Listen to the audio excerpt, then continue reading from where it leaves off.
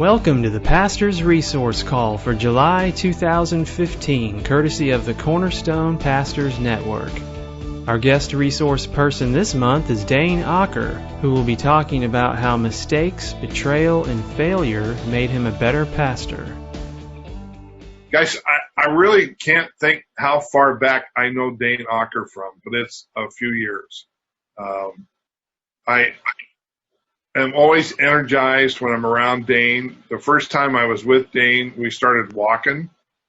Met him at his church on Colton, California, and we headed out the door. And as we walked down the streets of Colton, and I don't know where we went, it's either Jack in the Box or McDonald's, or hey, there is John Moreland. Great to see John Moreland. And so it's really funny because everybody knows Dane. And it made me really feel good about a pastor who's known in his community.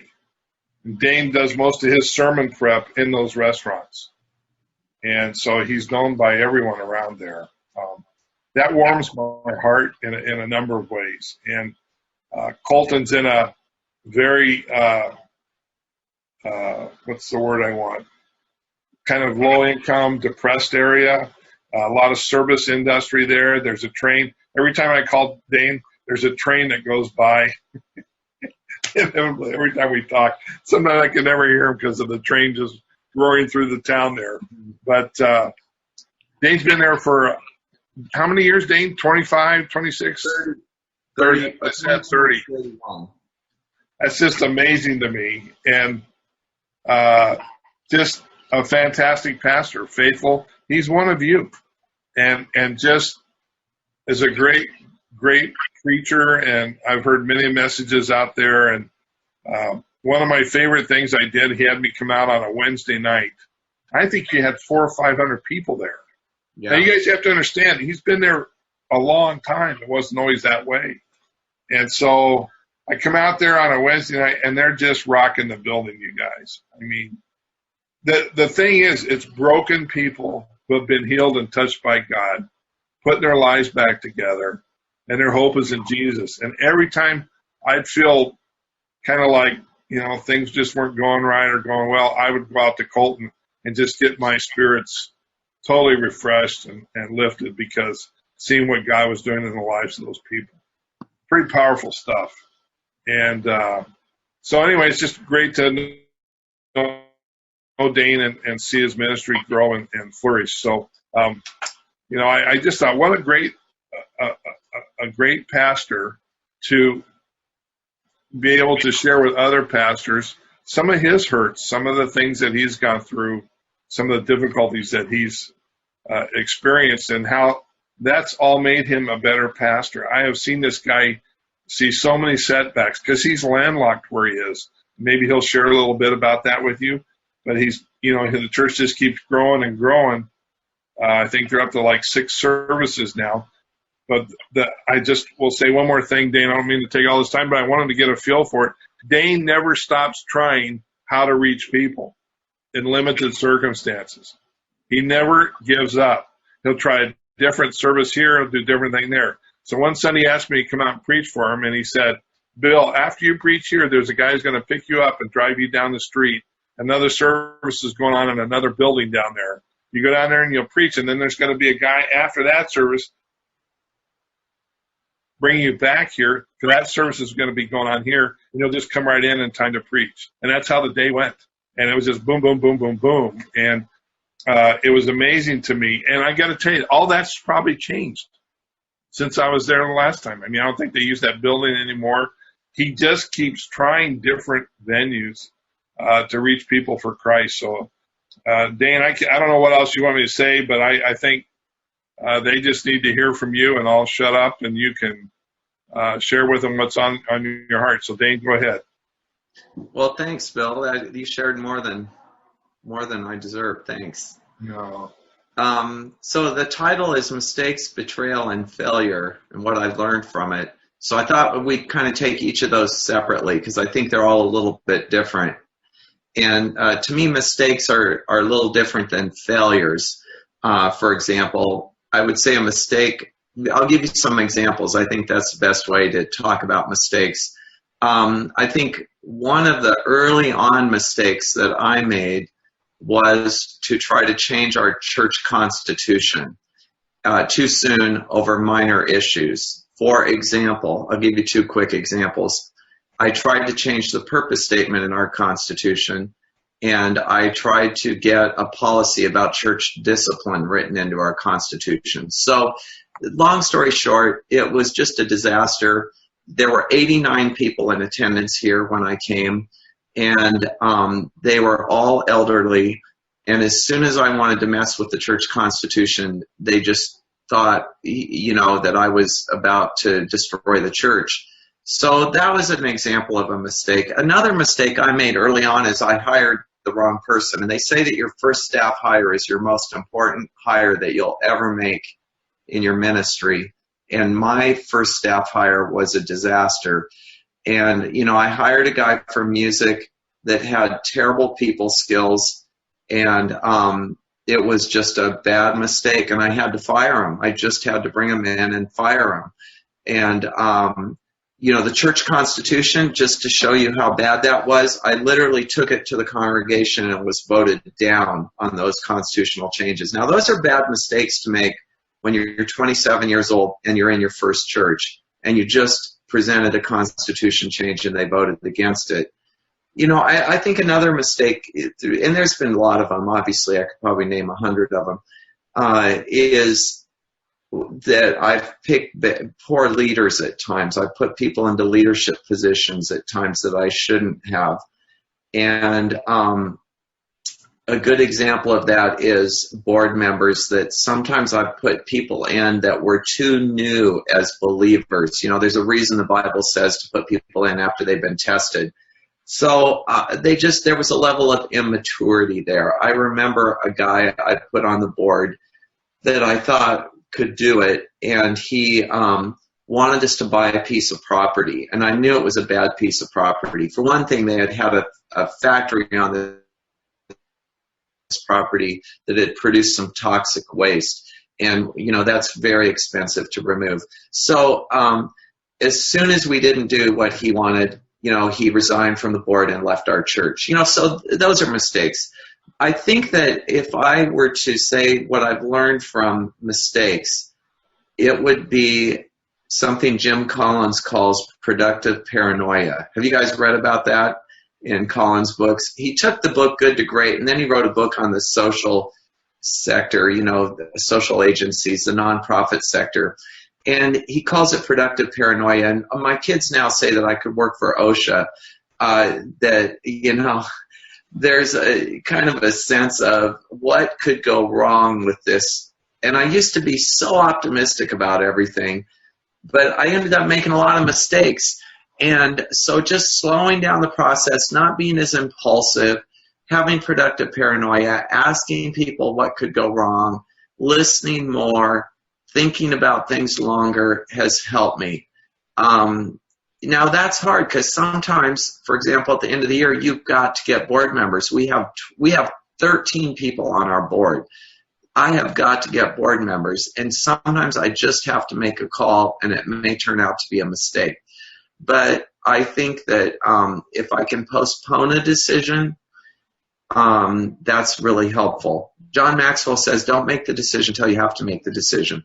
And I know that sounds a little obvious, but sometimes we make a decision too early, and I can change my mind on a decision up until the moment that I need to make that decision.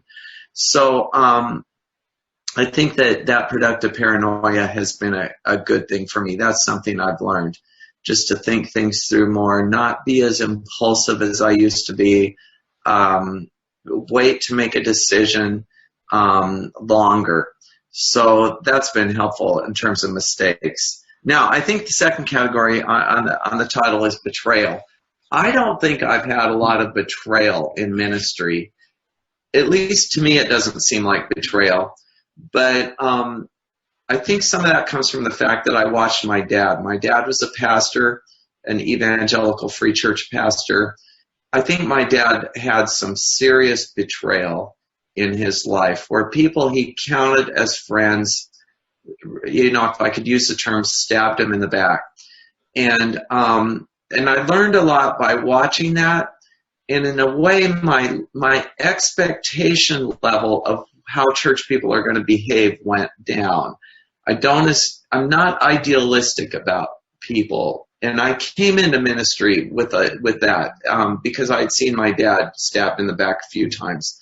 My dad became a Christian later in life, and he was very idealistic about people. He always expected the best from people. And maybe it sounds terrible, but I'm a little bit cynical about people. I don't trust them. Isn't there a verse in the Bible that says something about Jesus didn't entrust himself to people because he knew what was in their heart? I think part of it is I know what's in my own heart. I think I have my own issues. So that's helped me with betrayal.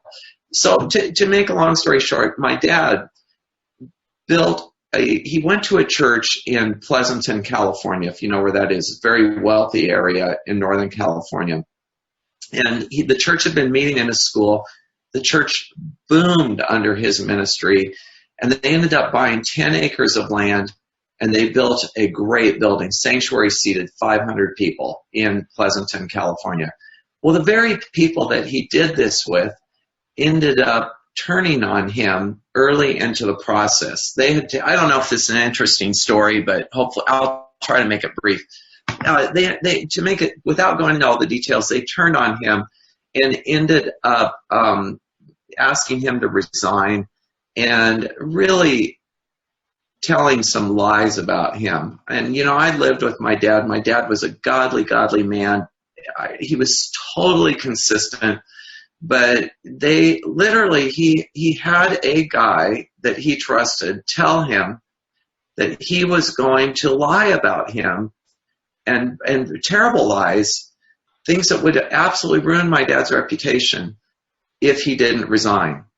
And my dad really had to think through, was he willing to go through that? Because this was a very powerful, very wealthy man in the church. But this man thought very humanistically. So my whole expectation level when I went into ministry had some suspicion and some cynicism. But there's two principles that have really helped me, I think, avoid betrayal, or at least think about betrayal differently. And one principle is what I call the Absalom principle. And you guys all know the story of Absalom, how he sat at the city gate and he built a following, and then he turned around and stabbed his father, David, in the back. And I'm very suspicious when I see staff members do that. When I see staff members giving gifts, when I see staff members spending inordinate amount of time with people, when I see them buttering their bread, I am suspicious, and I will see that coming down the road, and I'll try to stop it. And, one of the ways I'll stop it is if I start to feel like a staff member is going to stab me in the back, I will usually figure out, and this is, I'm not dishonest about it, I'm not mean-spirited about it, but I will start talking to them about it. I will just confront the issue. I'll say, I don't feel comfortable with this. I feel like you're building a following. We're about being on the same team. If I see a staff member do that to another staff member, sometimes the betrayal isn't against me. Sometimes it's an inter-staff betrayal. They're betraying another person. I'll give you a quick example. Now we're large enough, we run 1,700, that my staff have their own staff that report to them. If I see, and sometimes I'll see a manipulative situation where one of my staff members' staff, does this make sense? So they're removed from me by another staff member, but I'll see them starting to be disloyal to the person that's over them. I'll just go talk to them. That's easy because it doesn't involve me. It's about someone else. I'll just say, hey, you need to be careful of this. I don't like the way you're doing that. That's the Absalom principle to me. They're building their own following. They're doing their own thing. They're about their own ministry. That bugs me a lot. The church is bigger than all of us, and myself included. We are all called to be loyal to this church that we serve here in Colton. And of course, the church belongs to Christ. It's his church. It's his bride. Another principle is what I would call, I've just labeled these for want of a better word, the Joab principle. They both come from the life of David. Do you remember how David told Joab not to kill Absalom. He told him he loved him. He was his son, and he wanted him to treat Absalom well. Well, Joab went out there and killed Absalom. He didn't do what David asked him to do. And when I see that, that really, really bothers me. And I will, sometimes it's not a situation where I'm going to remove someone, but I will know someone disobeyed an order, or they were disloyal to me or to another staff member. I'll mark that in my mind, and I'll put I'll have, gosh, this is being recorded, but I guess, it's just true. I'm just looking saying this person was not completely upfront. They did something disloyal. And I'll mark that in my mind, and I'll watch that person. Because if you remember, David told Solomon to watch Joab, to keep an eye on Joab. David knew what was in Joab's heart. So I have a certain level of suspicion with people, with all people. Now, I'll have to say I have that level of suspicion with myself. I know what is in my own heart. I know that there is within me and within every person in my staff and my church, there is a desire to protect ourselves. There is a desire to build our own following. There is a desire to build our own security over the good of the church. We all have to watch that. It is about, this church is, like I said before, this is the bride of Christ. We all need to be loyal to the church. I need to be loyal to the church too, and to the leaders of the church. I'll give you a quick example of this. I found myself about 15 years ago very unhappy with something the board had decided to do. And I went into a staff meeting. The board is my boss. I report to the board in our church. I went into a staff meeting, and I started to be critical of the board with our staff. And one of my staff after the meeting confronted me on it. And I said to that staff member, "You are absolutely right. That was totally wrong of me. I should not have done that." So I have to model this for the staff too. I need to be loyal to the board. Now, I don't expect my staff to always agree with me. I don't expect the church to always agree with me. And I don't even mind if they say they disagree with me. I just think there's an attitude there that they have to have in disagreement that is appropriate. For example, I think it's okay to say to my staff, the board made this decision. And to be honest, this isn't the decision I would have made. But you know what? These are good people on the board. They made the best decision they knew how to make, and we need to support that decision. That's the way I expect my staff to treat me. I don't mind if a staff member says to someone, Dane made this decision. It's not the decision I would have made, but Dane is a good guy. He has a good heart, and we're going to support that, and we're going to see how it plays out. I think that's fine. I think it's crazy to expect everybody to always agree with you and act like they agree with you. It's just not reality. It's not going to happen. Hey, Dane, let me interrupt you for a second here. There's a couple of things I was going to ask you. You used to, at one time, I think, told me you had your board members, or the incoming ones, read through Spiritual Leadership. By Oswald, yes, love that book. You still do that? You still do that? So that covers, I think that covers some of what you're talking about in there. And then do you have a covenant that it's an agreement in how we operate together as a staff or as a board? We have a covenant with our staff. What? We have a covenant for our staff. Okay. And we have training material for our board. It's not a covenant for our board, but it's clear-cut training material. Yeah, how they're to operate. For instance, I'm just going to say, does that help eliminate some of this, or at least minimize it, you would think? Because they know when they're coming into it. It does help. Helps a lot. Yeah. So we have an agreed on standard for our staff, how we're going to operate, how we're going to handle conflict. And then the board knows kind of what their role is, how far their boundaries are, how far the staff can run. There's some boundary lines there. Yeah. Yeah, good point. No, I'm just saying, So that's kind of a proactive stance you could take in the sense to eliminate future, hopefully future disputes or whatever. But Yeah. Go ahead. I just had a board member resign. They were mad at me. Now, how we handled that can either be betrayal or it can be godly. And how I handle him, this is what I said to people. We disagreed, and I told him exactly what we disagreed about. And I said, but he is a great guy. He is a godly guy. He is now going to another church. I'll even tell him the name of the church. And I love him. And we're going to meet for, we even got an appointment on the calendar to meet for lunch. I'll say something like that. I know he talks the same way about me. So it's all open. It's it's in the light. There's not any hidden weirdness there. You know what I mean?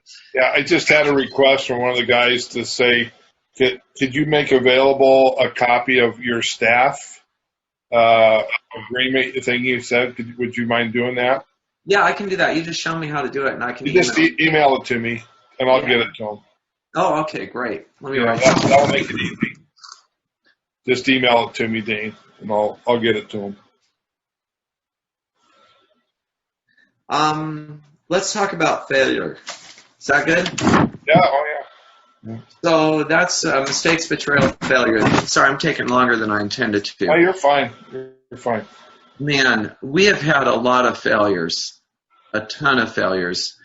That thing that Bill talked about where we drove back and forth between two buildings was a horrible failure. It didn't work for a lot of reasons. We do 7 services a weekend. We can do them. It is totally fine. I have the stamina to do that. The other guy that preaches has the stamina to do that. But we need the worship and the break between services to be ready to preach at the next service. We preach all 7. We're not ever going to go to video in our church. That's a decision that we've made for a lot of reasons. But driving back and forth meant that we missed the worship time. We were preaching, one right after the other. That was exhausting. We physically could not do it. We didn't have the stamina to do it. We spent $70,000 on that experiment, and it was a failure. And not one board member or one person in our church ever criticized us for doing it. Because we've created a climate here that says failure, you have to experiment with things. You have to have failures if you're going to move ahead. And all I can say about that is there is a climate in our church for that. And if any of you ever want me to talk to your board about this, I'm happy to. When you don't criticize your pastor for failing, it allows him or her to feel the freedom to try things. And if we stop trying things, we are dead in the water. Don't you guys agree? Dead in the water. So we just have that climate in our church. Now, the other thing I'd say about failure is disengage. One of my favorite quotes, you probably all heard it, is if the horse is dead, dismount. We keep programs that have failed going way too long. We signed a lease on that building that Bill talked about where we drove back and forth. We signed a 1-year lease, but I knew a few months into that it was a failure. And we kept it going. We bled that along for about 8 months, but we just got out of it and we paid the lease on that building for a year, even though we didn't even use the building. And I learned this when I majored in business at San Jose State, and one of my business professors was a consultant for companies. And he said one time he walked into a company and they showed him a warehouse full of a product they had produced. And he said, "What's this product?" And they said, "Oh, we made that. It didn't sell. It was a failure." And he said, "Well, why are you storing it in this warehouse?" He said they were renting a whole warehouse to store a product that failed. And they said, "We just can't stand the thought of throwing this away. We spent a lot of money on this." His name, the professor, was Dr. Norwood. Dr. Norwood said, "I looked at him and I said, get the semi trucks here. We are going to unload this warehouse and throw this away." and they pulled up the semis, they unloaded the warehouse, he gave up the lease on the warehouse, and they threw it away. He said, here they were spending money to store a product that failed. Churches do that all the time. We are storing failures. We keep them going because we don't want to just bite the bullet and say, this failed, let's get rid of it, it's done. Now, we can do that two ways. I think we can try something new, and it fails, and we keep it going too long. And I think we can bring in baggage from the past, old stuff from the past that's been a failure that we keep going too long, because no one wants to give it up. So I just think, failures, you just gotta give them up, and keep on moving and know in advance that you're going to have failures. We've learned to call everything an experiment. Yeah. How do you, but doesn't that feed into one of the things I notice about churches is they're great at starting things. Mm-hmm. And it's like to the point, though, that none of them last. And it's like the people go, oh, here we go again. How do you stop that kind of feeling from creep?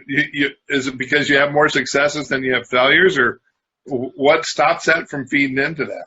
Well, I think we have more failures than we have successes in our church. Wow. I think you call everything an experiment so they know. You put a deadline for evaluation on it. You say, we're going to do this an experiment for 6 months. If it doesn't work, we're going to evaluate whether we keep it or going or not. So it's not a new program, it's an experiment. It's not a new service, it's an experiment.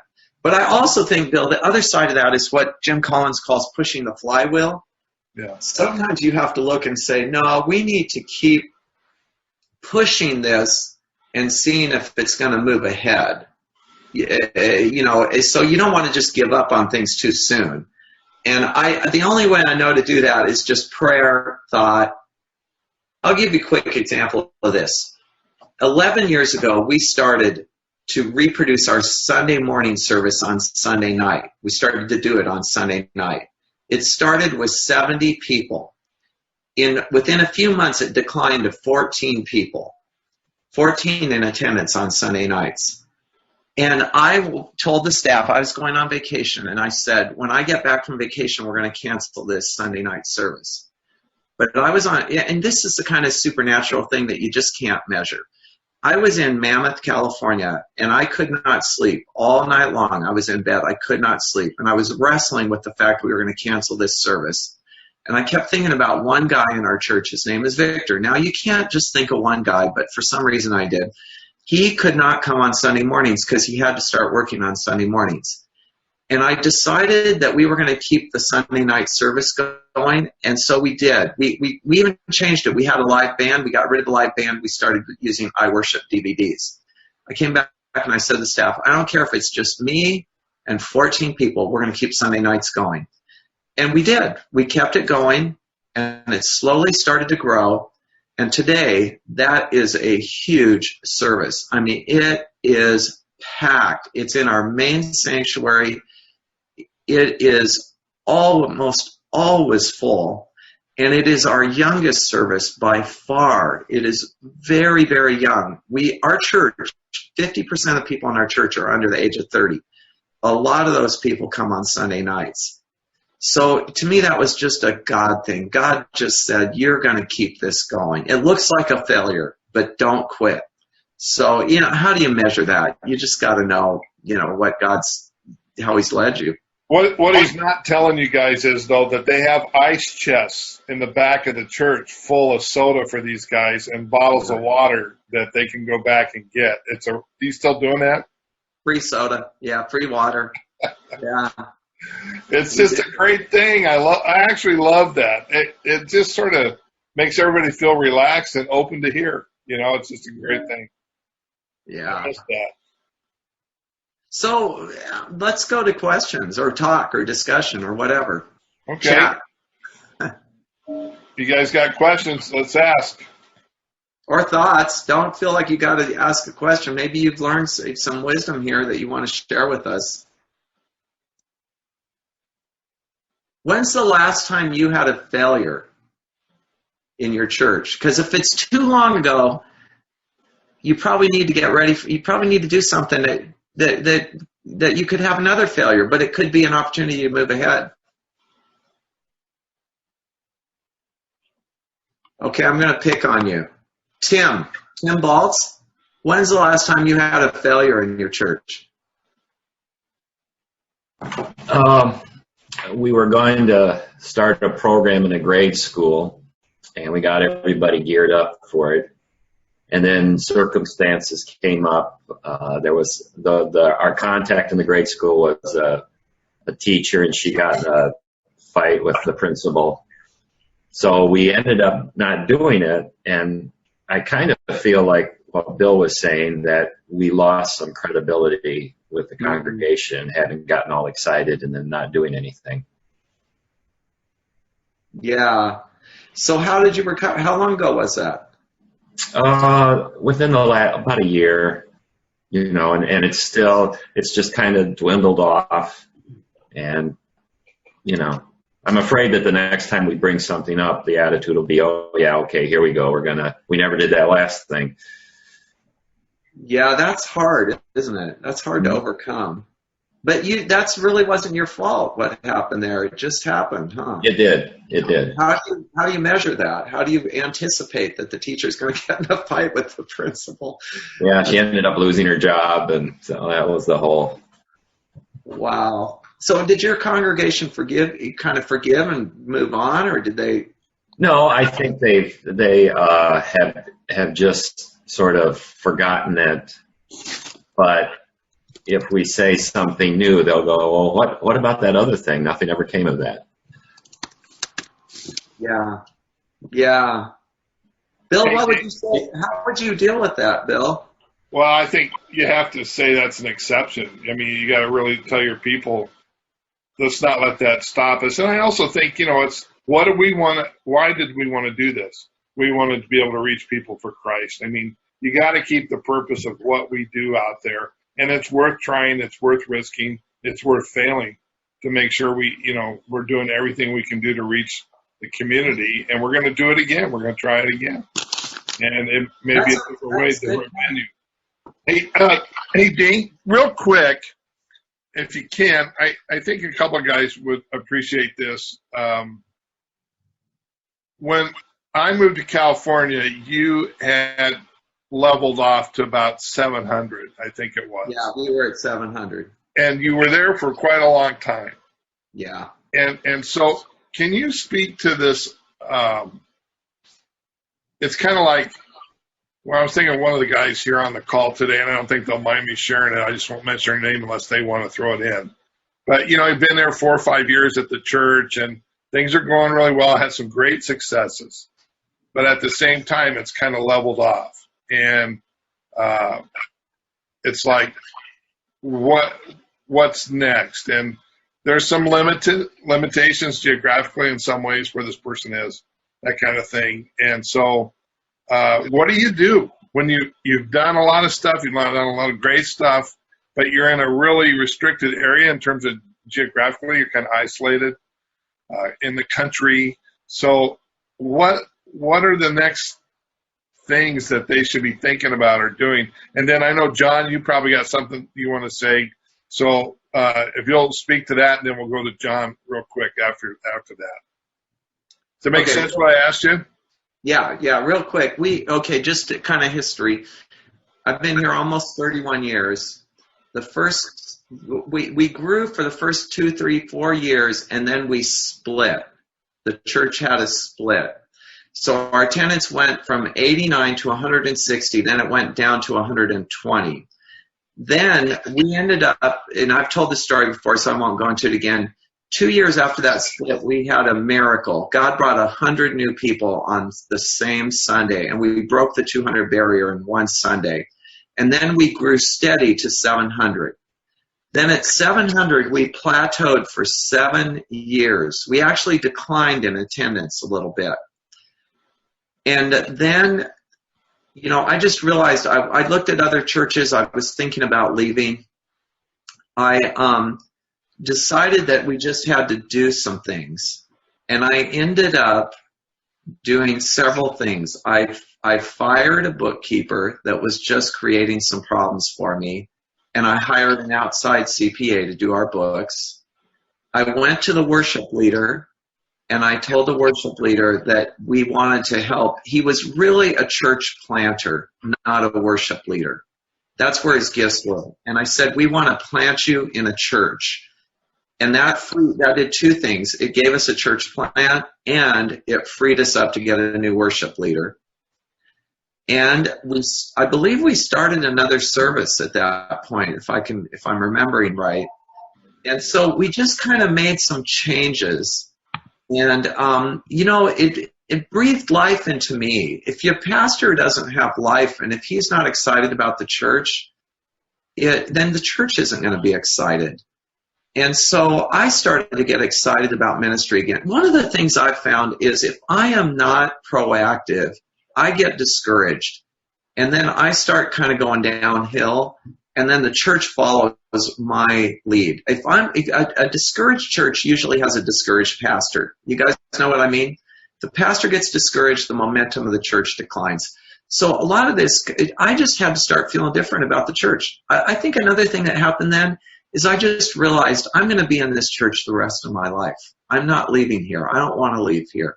This is my church. I'm not going to look for greener pastures. This is where God put me, and I'm going to live and die here. And I always tell the church, I said that to the church. I said, I want to be buried in Colton dirt. That's what I told them. And I say that all the time. I want to be buried in Colton dirt. So they started to realize, because, I was about 10 years into ministry. That's a time that a lot of people leave. And they kind of needed to know that. I'm here for life. Then there's trust that starts to build up. We're going to go through some hard times. We're going to go through some good times. And the church started growing again. And today we run about 1,700. So anyway. Dane called me one afternoon, just so excited on a Sunday afternoon. He goes, Bill, we had 37 babies in the nursery today. Wow. Just never forget that as long as I live. But it was just God blessing them to no end. I mean, it was a great thing. What a great call to make to me on a Sunday afternoon. I mean, it's just awesome. He was so excited he could hardly see straight. And I would be too. So go ahead, John, with your question.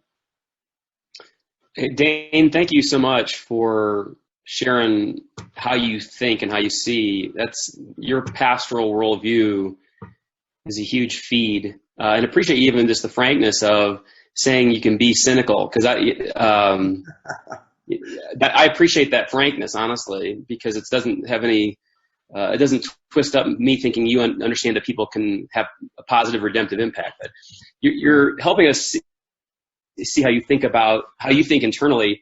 Can you talk a little bit about the dynamics that you were working at with your leadership early on? Okay, so when you're at the beginning there, but then you have a split, and then how you kept the trust going early on. One, that leadership dynamic, how you were talking with your leaders. And then two, you're having to make several different pivots from structure, it sounds like, as you grew. Obviously, things change on how you make decisions, how things work out. Can you talk about that as you've gone through the years, how you've worked that out with leadership when somebody used to have the direct pipeline, whether it was lay leadership or with staff, they had a direct pipeline, but now they don't. Mm-hmm. How you work that out. For those of us, I was a great recipient of Bill Nicholson had sent our way several years back a book called Sticky Teams by Larry Osborne. Yeah, great book. Okay, and he talks about that stuff. I'd love to hear just your experience of that. But initially, I'd love to hear how you work through the trust development when they're like, you're the new guy kind of, and you got to split, and how do you keep that together? Yeah. I think that from 0 to 200 people, I really met with my key lay leaders every other week. So, the way our church was structured was there was me and there was a board of 12 people, and everyone on that board, so there's 13 on the board, everyone on that board had an area of responsibility. Like one person was the youth person on the board, another person was the Christian ed person, children's person. Another was the property person. Well, some of those positions were more important than others. Like my youth and my children's person on the board were very key. They got to stay on the board for 4 years. So I would meet with them every other week. And, this is back in the days before computers. I got this no carbon required paper, and I would write down the to-do list for me and them when we met. We'd always leave that meeting with the to-do list. Okay, you're going to do this, I'm going to do this. And then I would keep that in a file. You can do this on the computer now. Then as we hit 200, we were starting to hire staff. And what happened is the staff member would start to compete with the board member. The board member would feel like they were in charge, but my staff member that I hired wouldn't have the freedom they needed. So we kept kind of stumbling through that model till we reached about 400. And then I went to a conference called Breaking the 400 Barrier.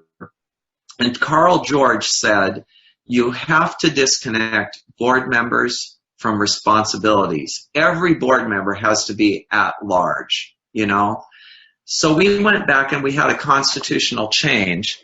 And our board is just our board now. I report to the board, but they don't have any direct responsibility in the church. So that allowed me to start meeting with my staff, and they got to make the decisions. So every other week, I meet with my key staff.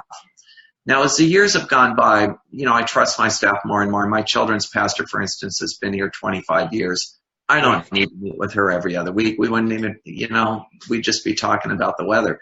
So, she knows how I think. I know how she thinks. We get along. But, the new staff, when they come in the door, I meet with them weekly, then every other week, and I start to decrease that as they kind of pick up the DNA of our church. There's still a few key lay leaders I meet with regularly, but I know I'll meet with them like once a month. But I call those one-to-ones. You've heard that term. Then as the church is growing, I have group meetings. Like I meet with my entire staff once a week. I meet with my management team. That's my key staff once a week separately. I meet with my board every other month. So, setting up those regular meetings, and then if there's any detail work in between the meetings, I'll do that one-to-one. So does that make sense? But I think communicating is important. Major decisions I talk about them until they're sick of talking about them. Like right now we're talking about multi-siting. We talk about it all the time. So by the time it happens, if it happens, it won't be a surprise to anybody. Did that answer your question, by the way? For sure, on the structural piece, like how you kept pivoting to the next level kind of thing. I'm just curious, maybe even just somehow you internalized how to walk your leadership as you were going through the beginnings. You're unproven. Actually, I don't know. I don't know what happened prior to your leading this church, but as far as they know, you're unproven. How you helped walk that leadership to keep trusting and believing in the church, believing in Christ, believing in your leadership too. How did you walk that stuff through? Yeah. By the way, just a quick thing on structure, and then I'll come back to that. As the church gets larger, the role of the board decreases and the staff become more important. I'm pretty committed to that model. For instance, our board used to meet every month. Now our board meets every other month, and I'm thinking about going to once a quarter.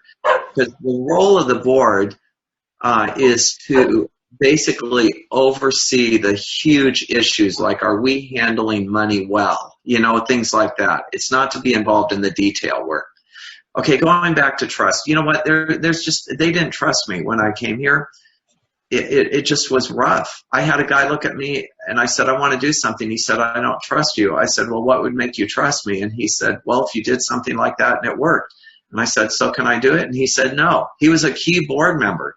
It's a wrestling match, and it's just one of those things that's the importance of longevity, staying in your church. You build trust by staying there. A lot of these little churches, they've gone through pastor after pastor, program after program. They feel like, this is the guy coming through town right now and he's going to leave again. So it's a matter of staying there, meeting with them regularly, your key people, meet with them regularly. They're not going to trust you. I would assume they're not going to trust you. but just try to get their permission to do something, do it, hope it succeeds, and eventually I think trust will build. Did that answer that? Yeah, for sure. I don't think there's an easy way. We got another one here, and this is a great one because I can't wait to hear your response. What about personal friendships? Do you have them in the church one-on-one? Do you have people that you confide in and say, come over and my son will cook you a great hamburger, which he does, and because I know I've had one. And, I mean, just, how, and then the other question, it's a two-parter. How often do you take vacation? And how often do you not preach? I mean, I noticed you had another guy on there.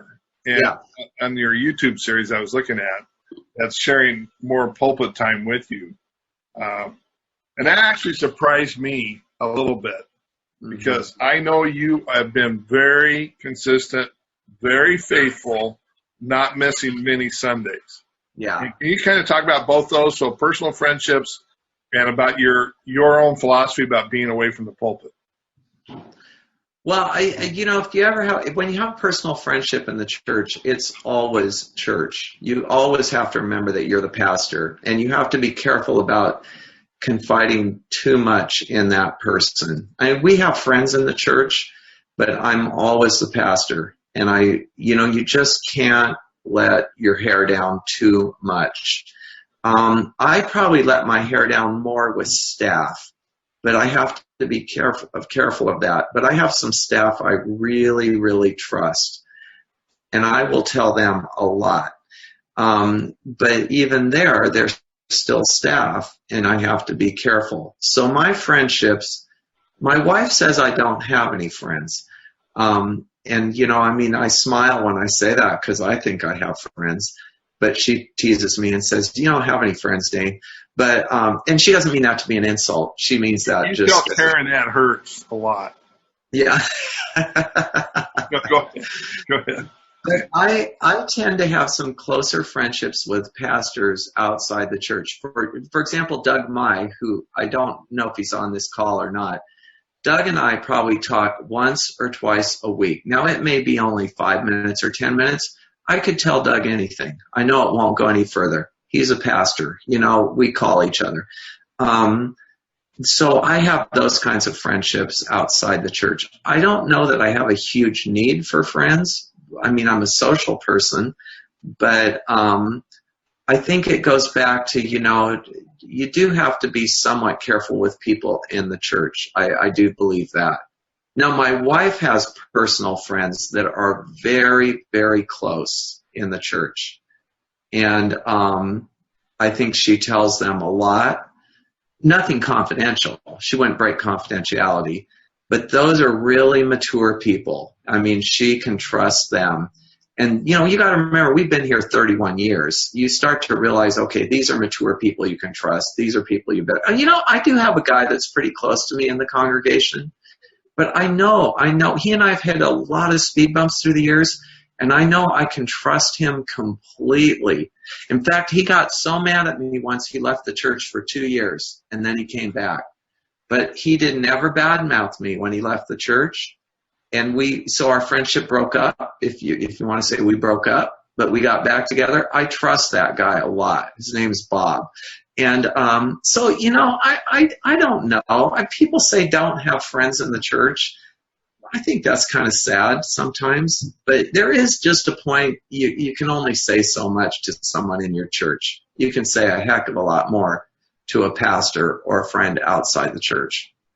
What was the next question?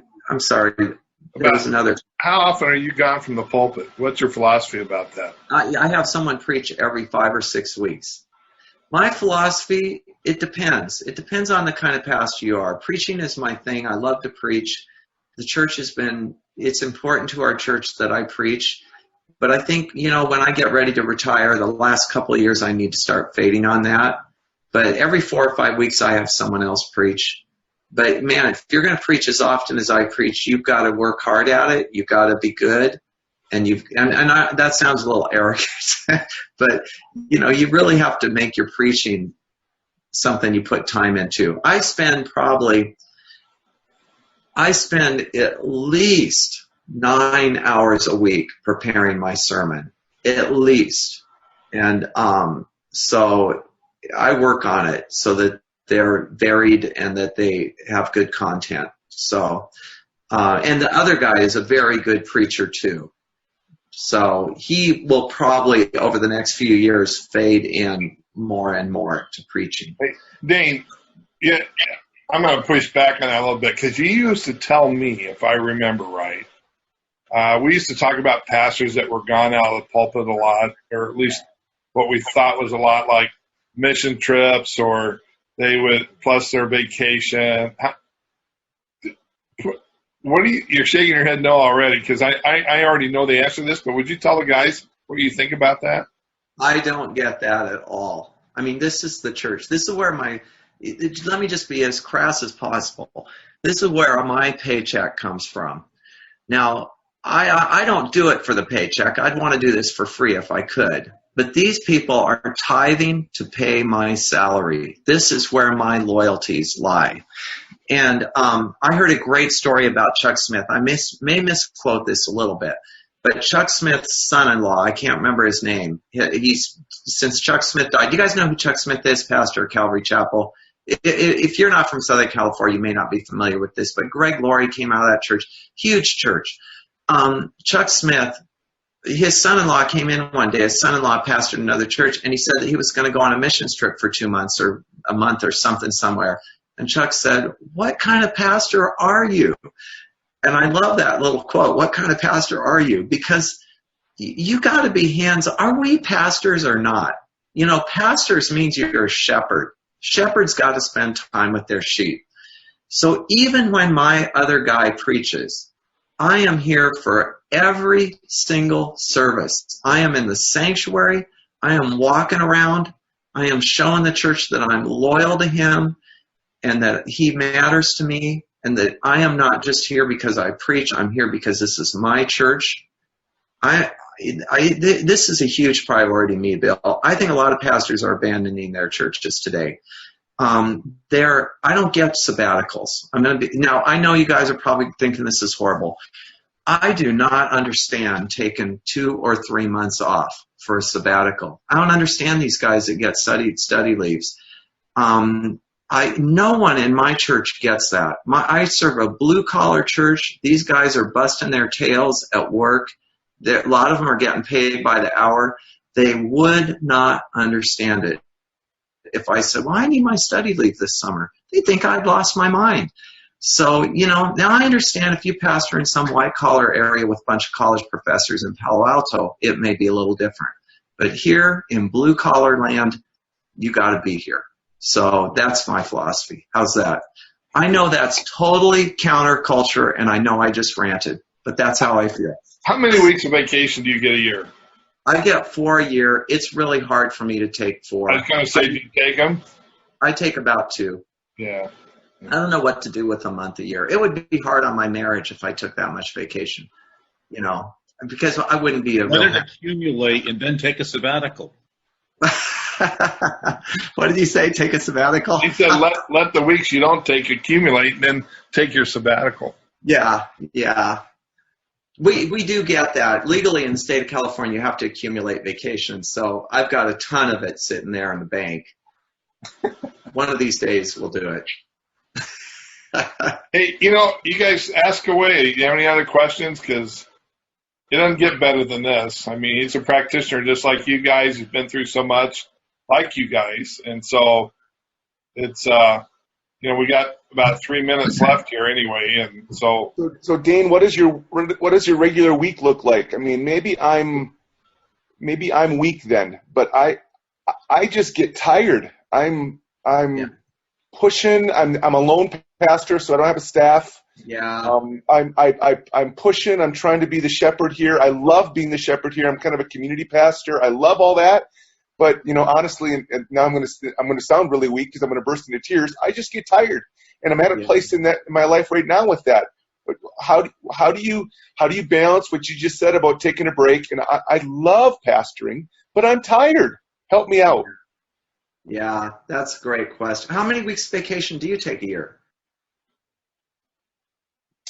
They give me 4 weeks, but man, that was a huge compromise when I first came here because I had accumulated to that point. I've been pastor about 21 years when I came here, and so I said I really don't want to lose that because I knew my kids were going to be going everywhere and moving all over the place. So I wanted to be able to visit them and have that. But this year I've only taken like 6 days so far this year, so I'm a little tired, but I'm still trying to just help me understand that. What do I do when I get tired? What are some things you do? What's your regular week look like? Help me understand that. Yeah, that's good. And Dale, I'm glad you shared that because it's a lot. It is a lot different in my situation than your situation, and I probably was a little insensitive to that when I started to rant. I don't think you're insensitive. That's cool. But I mean, we obviously in different places. I have 120. You have 1,700. So that's a different ballgame. But do help me understand that because I do bleed for the church like you do. But I'm very much of a people person, and I get tired easily. So how do I deal with that? Well, I heard a quote once that said, "If you always do what you love, you'll start to hate it." And that's an interesting quote to me. Because you're a people person, I'm a people person, but if we're around people all the time, we start to hate it, don't we? So I think that's a good point. I really think you got to ask what refreshes your spirit. Everyone has different things that refresh their spirit. And for me, I think for me, what refreshes my spirit is that when we were a smaller church, I would take a day. And this was not my vacation, but I would take a day and I'd go pray somewhere for the whole day. I would go somewhere else and I would pray. And that was really, really helpful to me. I don't do that anymore. I probably should. I think another thing that I would say is I did take vacation. It isn't like I didn't take vacation, and I got out of town. And if you can afford it, it doesn't have to be expensive, but we go on a road trip, for instance, and I'd get out of town and I'd spend time with my wife and time with my kids. So that's another thing. I think another thing I do, and I still do this regularly, is I have pastors that are friends of mine and I get together with them regularly. And that just breathes life into me. For instance, there's a pastor in Pomona First Baptist, Glenn Gunderson. He and I will meet at a Chick-fil-A halfway between us, and we'll spend 2 hours together. And I feel like it's better than going to a conference for me. Sometimes conferences help refresh my spirit. But yeah, it's hard when the whole church is on your shoulders. And I remember those days. Here's another thing that was hard for me. I think it was hard for me because when I was when our church was small, I spent a lot of time in the building alone. And I hated that. I'd walk into the building in the morning. I'm totally alone. No one's walking through the building. It was like this big depressing mausoleum is how it felt like. So I would leave the building to do my work. And I would check my voicemail because I was a secretary too. I would just check it. In those days you had the little recording machine, but I'd come back. I wouldn't go far, but I would go down. Bill joked about McDonald's. It's true. I'd go to McDonald's all the time. I would go to, Jack in the Box. There was a place called Happy Steak I'd go, closed now. But I had to get out of the building. And so things like that would refresh my spirit. I know it sounds crazy, the size we are. I appreciate that. Yeah. And I hope your church doesn't expect you to just sit in that building all day long. No, I'm being treated well, and they understand a lot of things. Some of the expectations are probably just my own. So, yeah. And I know these 8 guys don't want to hear me have personal counseling. I'm sorry about that, but it's good to be able to hear that. I'm grateful. Thank you. And I hope you don't mind me saying this. I think being a pastor of a small church is one of the most disrespected jobs around. I hate to say that, but it's really true. We have built a culture that says the big church is where the action is at. Those guys, the respect level goes up. People treat you differently. I've been in both. I understand both sides. It is hard being the pastor of a small church. And I just got to say to you, I think it is one of the most important jobs there is. Well, and the thing for me is we're not going to grow much past 200 because you draw the 30-mile circle around my church and there's 2,500 people here. So we're not going to grow much past 200 if we ever even get there. And I just have to be, I love what you had to say about just, I'm here for the long haul. Bury me in crook dirt. I'm okay with that. And I'm going to be praying through that, and I'm going to buy into that. I love that. Thanks, Dane. That's really good. Good. Man, I love your heart for your church. They're very blessed to have you. Yeah. No, it's a true. Dale's got a really healthy situation there, but it's a tough situation. I mean, anyway, guys, we're out of time. I'd love to be able to continue, but Freddie's running this for me, and he has to get to his work, and I'm going to have to shut this off. So we'll talk some more. We'll have Dane back or something. We'll figure this out, and so we can all have a chance to talk. But Dane, thanks so much. Appreciate you, brother. Great ministry you have going there. It's always such an encouragement to listen to you and hear what you got to say. So we'll be talking. So thank you again. Have a great day, you guys. Oh, next month, I just want to tell you, Neil Cole is our guest speaker next month. So you'll want to hear what Neil has to say. And then we have Lance Witt after that as well. And I'm trying to think. We're going to have Carl Vaders in December. I can't remember who November is, but in December, Carl Vaders is going to talk. He's the one that has the new book out, and it's about small church.